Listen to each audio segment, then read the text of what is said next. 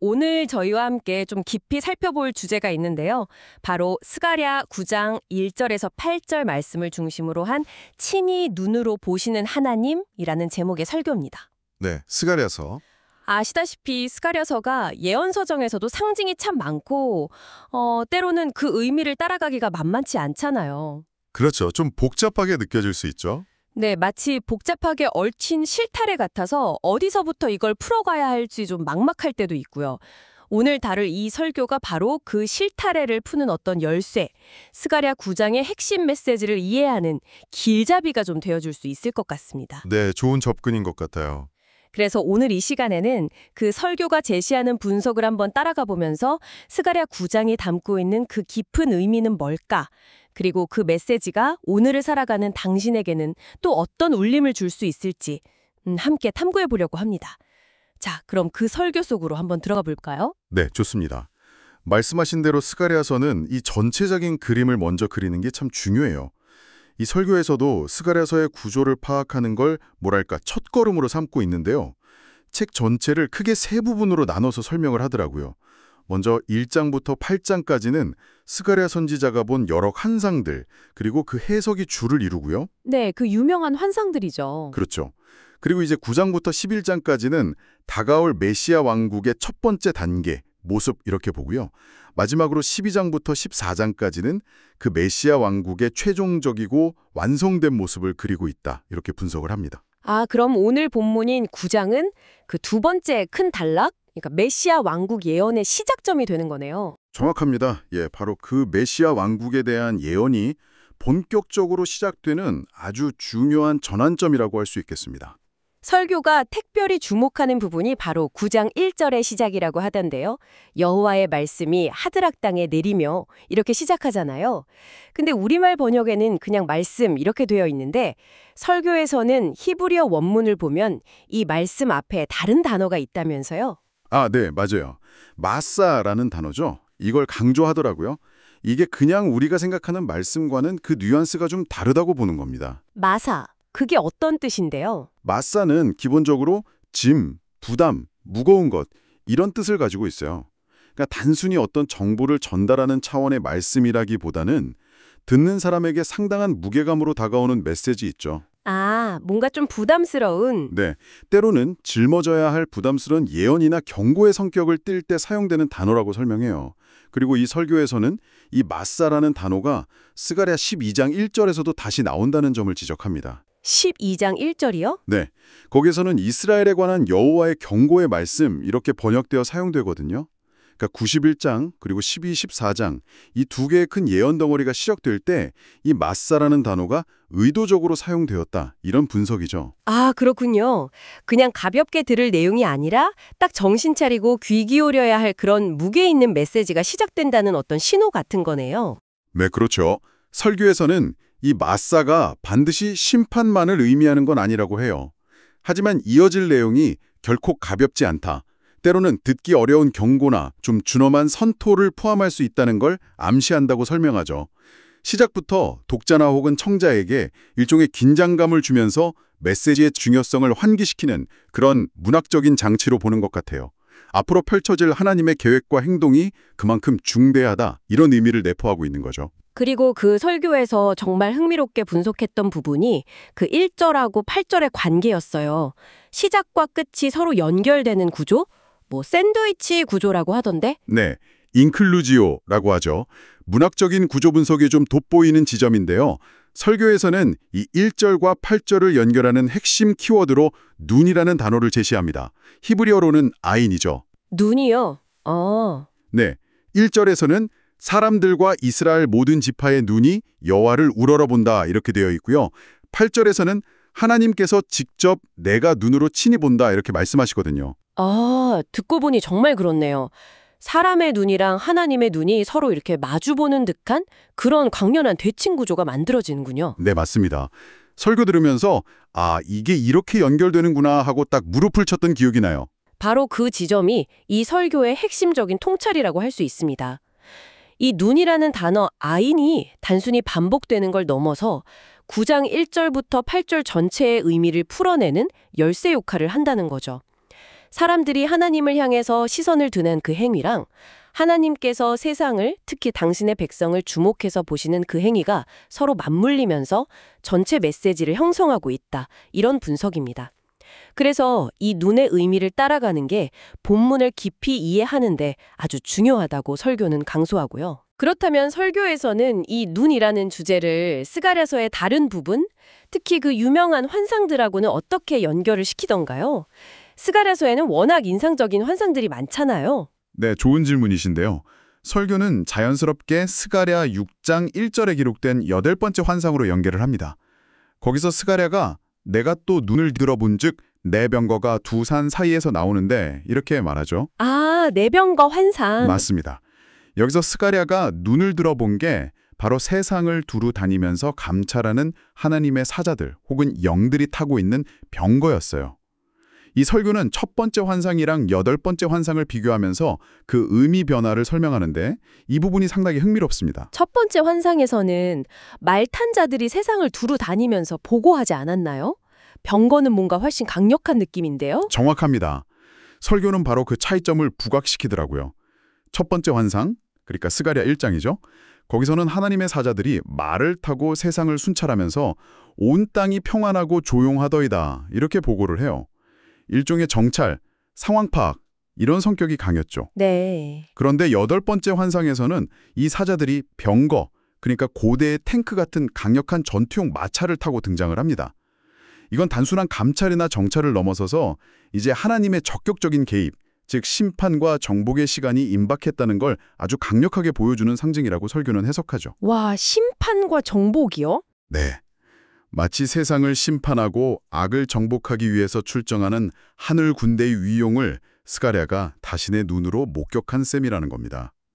따라서 9장 1절에서 사람들이 눈을 들어 하나님을 우러러본다는 것은 그냥 하늘을 쳐다본다는 의미를 넘어서는 거죠.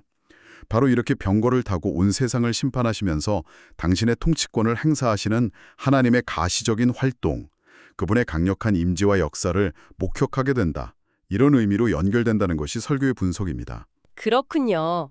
설교에서는 9장에 언급된 도시들의 목록이 역사적으로 알렉산더 대왕의 정복 경로와 일치한다는 학자들의 견해도 소개는 해요.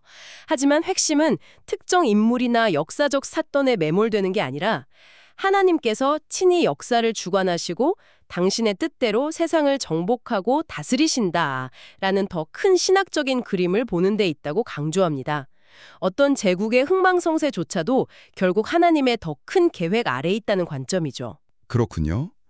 하나님의 시선이 이제는 행동으로, 그것도 아주 강력한 군사적인 행동으로 이어지는 그런 이미지네요. 그렇다면 설교에서는 하나님께서 왜 이렇게 세상을 심판하고 정복하시는 것으로 묘사하는지 그 이유에 대해서도 설명을 했겠죠. 그게 좀 궁금해지는데요. 네, 당연히 그 질문을 다루죠. 설교는 그 이유를 찾기 위해서 다시 스가랴의 첫 번째 환상, 그러니까 세상을 두루 다니던 그 말 탄 자들의 보고로 돌아갑니다. 그들이 세상을 감찰하는 동안 하나님 역시 열방, 특히 하나님의 백성을 억압하고 괴롭히던 그 악한 나라들의 행위를 계속해서 보고 계셨다는 점을 상기시켜요. 즉, 하나님의 심판이라는 게 갑작스러운 변덕이 아니라 오랫동안 지켜보시면서 쌓여온 그 악에 대한 필연적인 결과다. 이런 설명입니다. 그냥 보고만 계신 게 아니었군요. 그렇죠. 이게 성경 전체를 통해서 반복적으로 나타나는 아주 중요한 패턴이라고 설교는 지적합니다. 하나님은 오래 참으시면서 세상을 지켜보시지만 악이 이제 극에 달하고 당신의 정의가 훼손될 때는 더 이상 침묵하지 않으시고 행동하신다는 거예요. 이게 바로 8번째 환상의 병거가 상징하는 적극적인 개입인 거죠.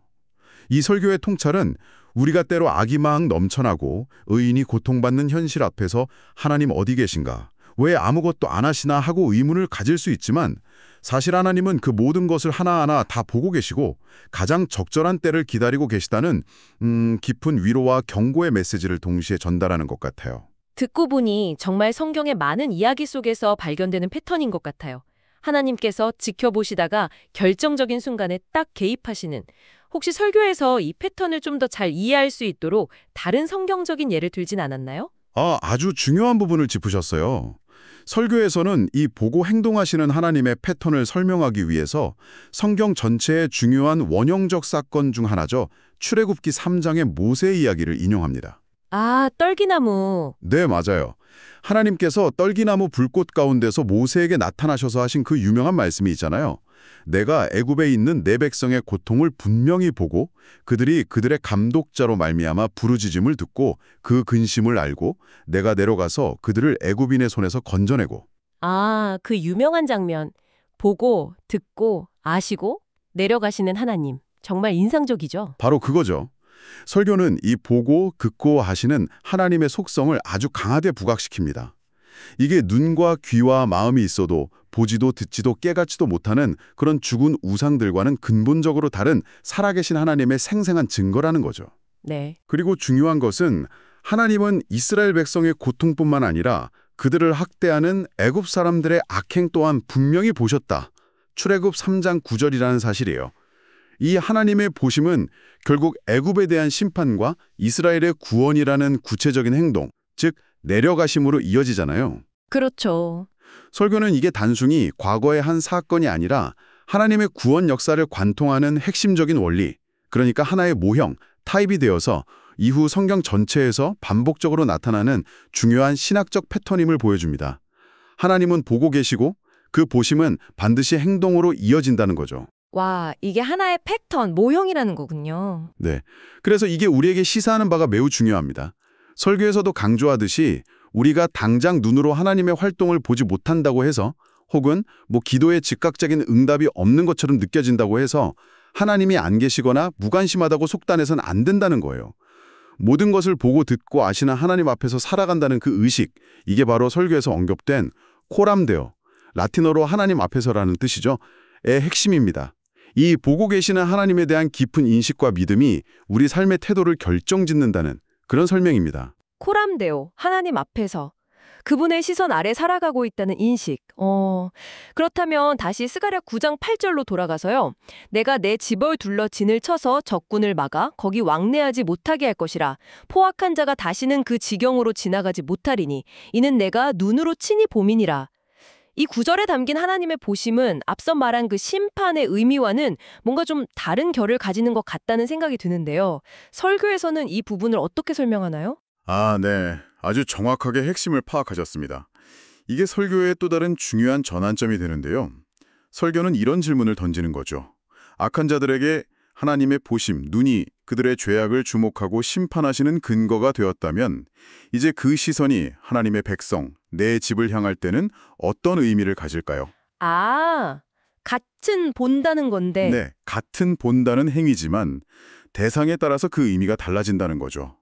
설교는 8절에서의 하나님의 보심은 긍휼히 여기심, 그리고 자비로운 마음으로 주목해서 돌보시고 적극적으로 보호하시는 행위를 의미한다고 해석합니다. 심판의 눈이 아니라 사랑과 보호의 눈으로 바뀐다는 거예요. 아, 같은 눈인데 그 시선에 담긴 의미가 완전히 달라지는 거네요. 와, 정말 흥미로운데요. 그 국률리 보심을 설교에서는 어떻게 좀 더 구체적으로 설명했나요? 설교는 이 긍휼히 보심의 의미를 좀 더 풍성하게 하기 위해서 몇 가지 성경적인 연결고리를 제시합니다. 첫째는 창세기에서 아브라함 집에서 쫓겨나서 광야에서 거의 죽을 뻔했던 하갈 이야기 아시죠? 네, 하갈. 하나님께서 그녀를 찾아와서 샘물을 보여주시면서 위로하셨을 때 하갈이 하나님을 나를 살피시는 하나님 엘로히라고 불렀잖아요. 바로 그 살피심, 돌보심의 눈길을 떠올리게 한다는 거죠. 둘째로는 스가랴 1장, 즉 첫 번째 환상과 연결합니다. 천사가 막 황폐해진 예루살렘과 유다 성읍들을 보면서 여호와여 언제까지 긍휼히 여기지 아니하시려나이까 하고 탄식하잖아요. 그때 하나님께서 내가 불쌍히 여김으로 긍휼히 여김으로 예루살렘에 돌아왔은즉 쓱 1.16, 17 이렇게 응답하시는 장면이 나와요. 아, 네, 기억나요. 즉 하나님은 당신 백성의 고통스러운 현실을 외면하지 않으시고 보시고 그들을 불쌍히 여기시며 긍휼히 보심, 그들의 회복과 보호를 약속하신다는 그런 맥락으로 9장 8절의 보심을 이해하는 것입니다. 그렇군요. 하나님의 보심이 단순한 관찰이 아니라 아주 깊은 감정과 의지를 담고 있는 거네요. 특히 당신의 백성을 향해서는 긍휼과 보호의 마음으로 보신다는 것. 근데 8절에 보면 하나님께서 내 집을 둘러 진을 친다고 하시잖아요. 이게 그 보심과 어떻게 연결이 되는 건가요? 그 연결이 바로 스가랴 2장의 세 번째 환상과 이어진다고 설교는 설명합니다. 스가랴 2장에서는 회복될 예루살렘이 너무 번성해서 성곽이 없는 성읍처럼 될 거라고 예언하거든요. 성곽이 없으면 위험하지 않나요? 그렇죠. 성곽이 없으면 적의 침입에 무방비성죄가 될 텐데 어떻게 안전할 수 있을까? 바로 그때 하나님께서 놀라운 약속을 주십니다. 내가 불로 둘러싼 성곽이 되며 그 가운데에서 영광이 되리라. 쓱 2.5. 인간이 쌓인 돌성벽이 아니라 하나님 자신이 직접 타오르는 불성곽이 되어서 지켜주시겠다는 약속이죠. 와, 불성곽이라니 상상만 해도 정말 압도적인데요. 그렇죠.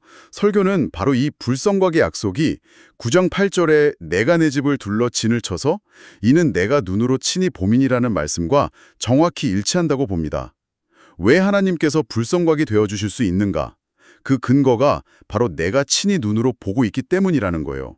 아, 보시기 때문에 지키신다. 네, 하나님께서 당신의 백성을 긍휼히 여기는 마음으로 지켜보고 계시기 때문에 그분의 시선 자체가 그 어떤 적군도 뚫을 수 없는 가장 강력한 보호막, 즉 불성곽이 된다는 의미입니다.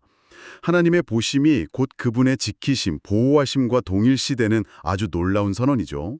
이걸 좀 더 큰 그림으로 연결해 보면요. 이 설교는 당신이 인생의 광야에서 하갈처럼 홀로 버려진 듯 느낄 때 혹은 포로기 이후의 이스라엘 백성처럼 여전히 연약하고 불안한 상황에 놓여 있다고 느낄 때 바로 그 순간에도 하나님께서 당신의 엘로이, 즉 살피시는 하나님의 눈으로 주목하고 계시며 당신을 둘러싼 불성곽과 같은 강력한 보호 아래 품고 계심을 신뢰하라는 그런 위로와 격려의 메시지를 전하고 있습니다.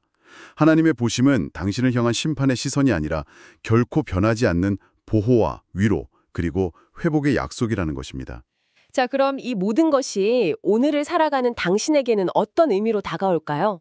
오늘 저희가 함께 살펴본 이 설교의 분석은 하나님께서 결코 저 멀리서 세상을 그냥 방관하거나 외면하시는 분이 아니라 아주 적극적으로 당신의 눈으로 모든 것을 보고 계시는 분임을 힘주어 이야기하고 있습니다. 네, 그분의 시선은 악과 불의를 향해서는 준엄한 심판의 근거가 되지만 동시에 고통과 연약함 속에 있는 당신을 향해서는 깊은 긍휼과 어떤 위협과도 비교할 수 없는 강력한 보호의 시선이 된다는 것이죠. 그렇습니다.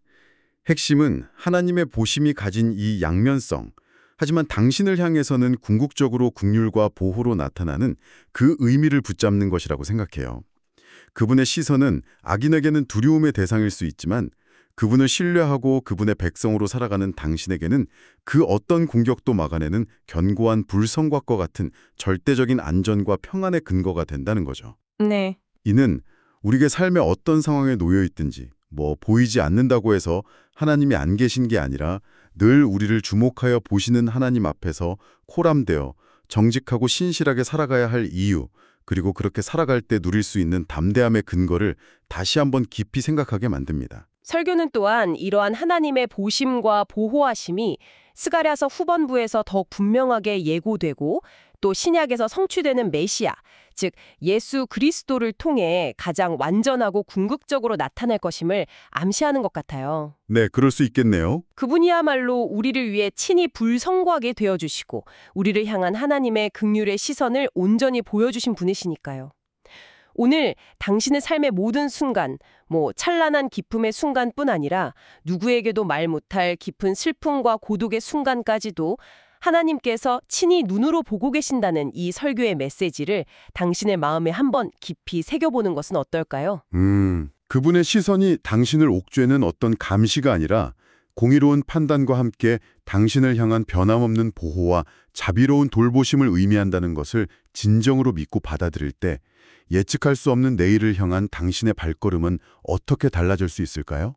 이것이 오늘 우리가 함께 나눈 이야기 속에서 당신이 조용히 한번 곱씹어 볼 수 있는 하나의 생각거리가 될 것 같습니다.